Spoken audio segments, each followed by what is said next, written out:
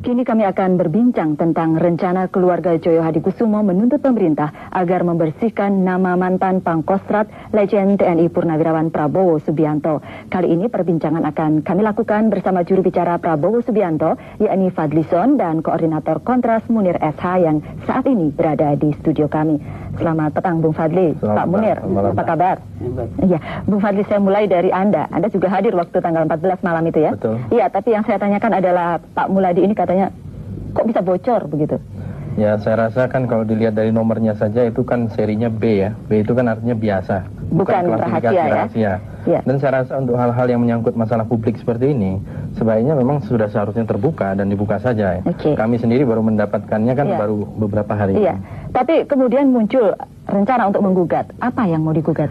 Ya, karena di dalam surat tersebut dijelaskan bahwa legend TNI Purnawirawan Prabowo Subianto dinyatakan tidak ada keterlibatan sama sekali di dalam kerusuhan 14 Mei yang waktu itu diteliti oleh tim gabungan pencari fakta, dan di situ juga dijelaskan bahwa dugaan itu sama sekali tidak ada. Lalu tidak secara tepat. spesifik apa Tetapi yang dimasalahkan adalah bahwa walaupun demikian dia diberhentikan karena dia yang bertanggung jawab terhadap keamanan dan keselamatan negara. Nah, ini sangat tidak tepat karena yang bertanggung jawab itu adalah urut-urutannya itu adalah Presiden, kemudian Menhan Kampangap, dan seterusnya. Jadi alasan untuk pemberhentian itu adalah satu alasan yang sama sekali tidak tepat, keliru, dan tidak adil gitu. Iya, Pak Munir, apakah begitu memang tidak tepat kalau misalnya dianggap tidak bertanggung jawab, tidak terlibat dalam kasus 14 Mei lalu tidak perlu dinonaktifkan? Ya, saya kira ini ada satu problemnya. Ini saya kira ini bumerang dari politik impunitas sebetulnya. Jadi dulu seharusnya kasus-kasus begini pemecatan orang itu nggak bisa dilakukan kalau orang itu nggak pernah dibuktikan di depan pengadilan. Apalagi dia misalnya kasus penculikan, orang dituduh melakukan penculikan sebelum pernah ada peradilan bagi dia, itu sebenarnya sah. Dia secara hukum dilindungi, tidak bisa orang dipecat.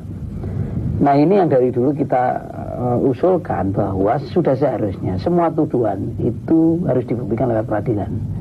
Nah, baru pemecatan itu setelah oleh pengadilan dinyatakan orang salah atau benar.